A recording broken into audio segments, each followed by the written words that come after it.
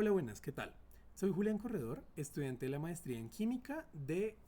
la Universidad de los Andes, y el día de hoy, en el marco del cuarto simposio universitario de investigación en química, les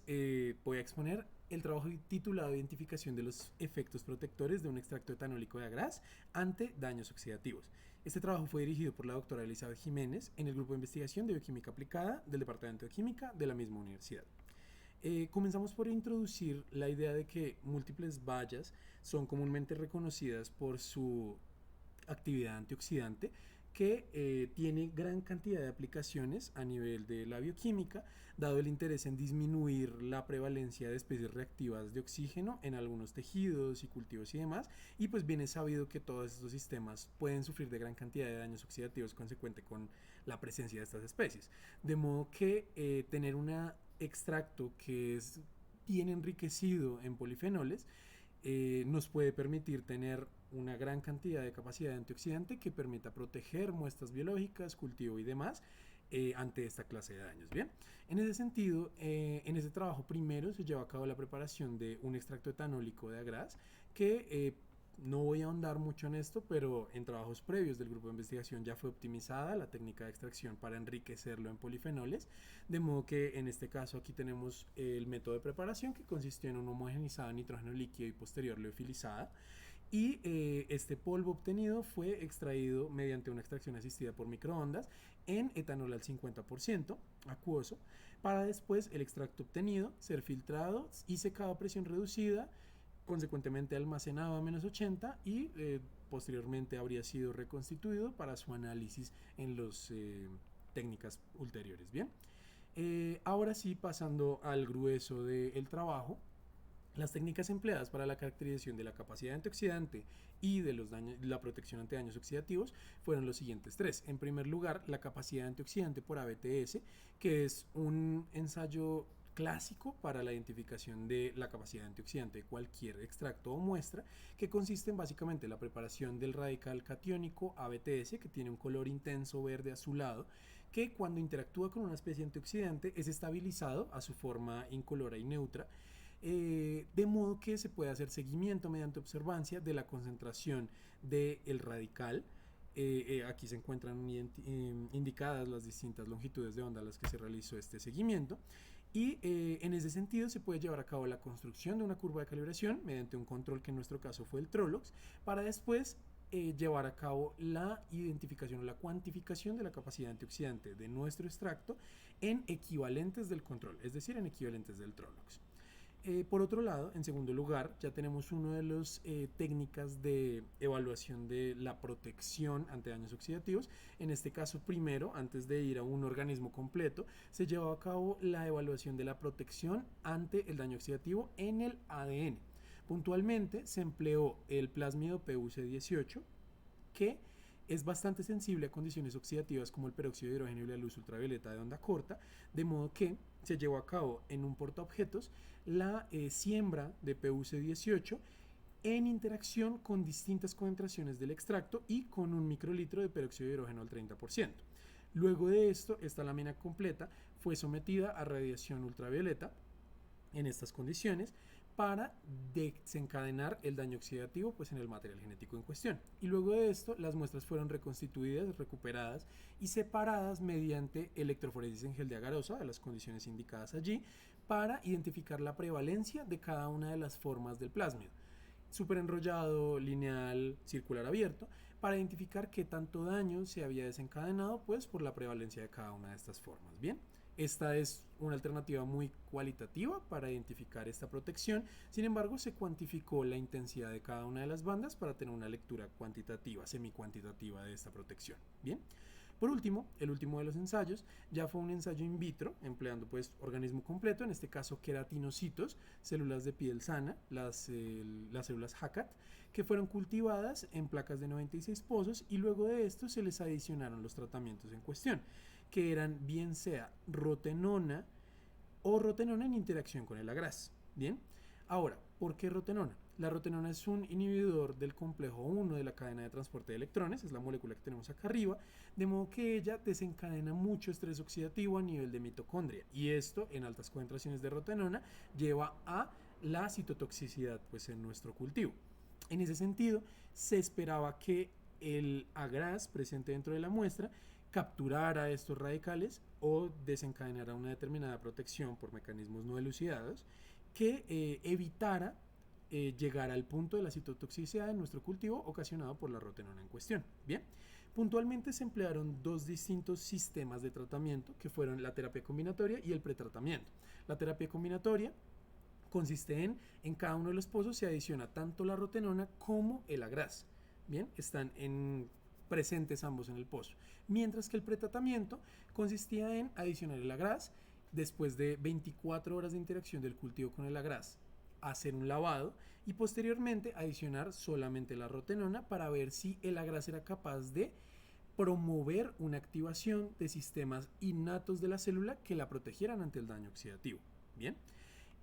hay que hacer la aclaración que en estas curvas de respuesta se iba variando la concentración de rotenona y la concentración de agraz se mantuvo en todos los ensayos a 100 microgramos por mililitro, la cual fue una concentración que en ensayos anteriores se determinó que no era venenosa, no era citotóxica, no inducía citotoxicidad en el cultivo, era segura para el cultivo, ¿bien? De modo que no interferiría en la calidad de las curvas de respuesta obtenidas para la rotenona. Luego de eso, ¿cómo se llevará a cabo la identificación de la viabilidad celular para construir la curva de dosis-respuesta? Esto se llevaba a cabo mediante el ensayo de MTT, en donde se llevaba a cabo el lavado de los extractos y de la rotenona y se adicionaba exclusivamente MTT, una sal de tetrazolio que vemos aquí a la izquierda, de color característicamente amarillo y que cuando está en contacto con enzimas oxidorreductasas presentes en una mitocondria activa, pasan a la forma de formazán, que es color violeta. De modo que se hace después la medición del formazán en su longitud de onda de absorción característica para llevar a cabo la construcción de curvas de respuesta netas y comparar el IC50 de cada uno de los sistemas tratados para pues identificar si incrementaba o disminuía la potencia de la rotenona en el cultivo. Bien. Los resultados obtenidos se muestran aquí a la derecha. Entre ellos tenemos la capacidad antioxidante, en donde se muestra la curva de calibración y aquí está interpolado el dato del extracto, en donde se identificó una capacidad antioxidante de 6.7, más o menos 0.6 milimolar de equivalentes de Trolox como capacidad antioxidante para pues, el extracto del 50% etanólico. Por otro lado, en términos del daño oxidativo y su protección ante peróxido de hidrógeno y luz ultravioleta,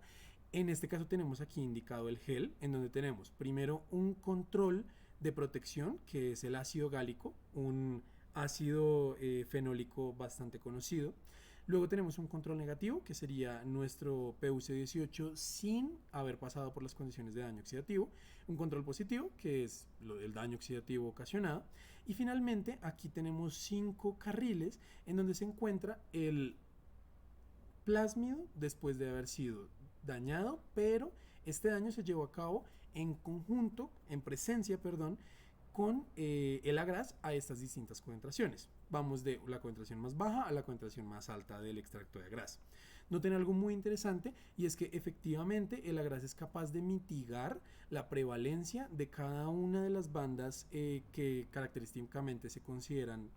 dañadas, que serían la banda circular abierta y la banda lineal. La banda supercoiled es la forma característica y digamos íntegra del plásmido en la que esperaríamos que se encontrara cuando no se ha ocasionado ningún daño. En los números blancos dentro de estas bandas se encuentran reportados los distintos porcentajes de prevalencia de cada una de estas bandas, pues para hacer semi-cuantitativa la técnica, ¿no? El poder del agraz no alcanzó a ser tal como el del ácido gálico, que estando solo, estando puro, claramente tiene un poder mucho mayor. Sin embargo, es bastante la capacidad antioxidante tal que, de hecho, no se identifica prevalencia alguna de la banda relacionada con la forma lineal del plásmido. Esto es algo muy importante porque cuando un plásmido se linealiza es porque no solo hubo un daño en el ADN, que sería cortar una de las cadenas, sino un doble corte que permite que se linealice. Y como pues nosotros no tenemos prevalencia de ello, se identifica, se reconoce que el extracto es capaz de prevenir esta clase de daños tan problemáticos y característicos sobre el ADN. Bien.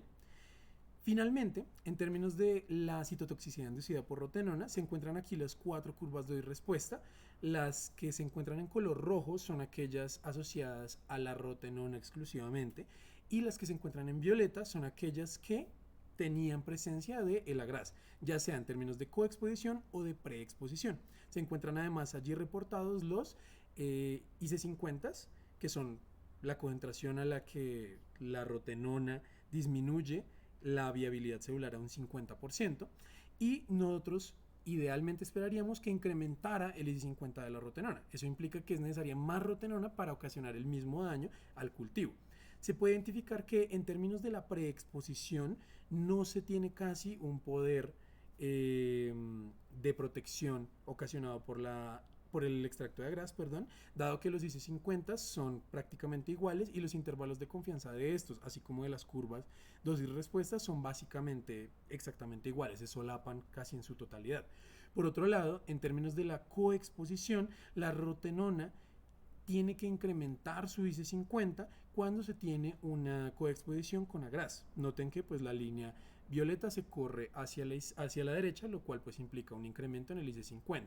Pese a que los intervalos de confianza de estos dos IC50 se solapan, lo cual también es evidente de los intervalos de confianza estimados para las curvas de respuesta, se considera pues que es un corrimiento, un movimiento significativo de la curva de dosis-respuesta, dado que este solapamiento pues es bajo en realidad en contraste con los resultados obtenidos para la preexposición. Puntualmente se tiene un incremento del 72% en este IC50, que demuestra, como ya se había identificado en los ensayos previos, que el extracto preparado es capaz de proteger sistemas biológicos dada su capacidad de captar radicales presentes dentro de las muestras por seguramente su alta concentración de polifenoles. Bien, entonces este sería pues ya la terminación del trabajo.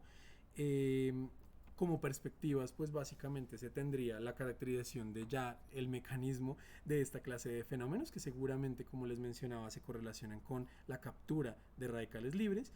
y en general este trabajo aporta a toda esta corriente de caracterización que hay actual en Colombia de las capacidades antioxidantes y distintas otras propiedades asociadas a múltiples extractos y a múltiples especies endémicas o bastante producidas y consumidas en el territorio colombiano. Bien, entonces muchas gracias por su interés y quedo atento a cualquier duda, a cualquier pregunta.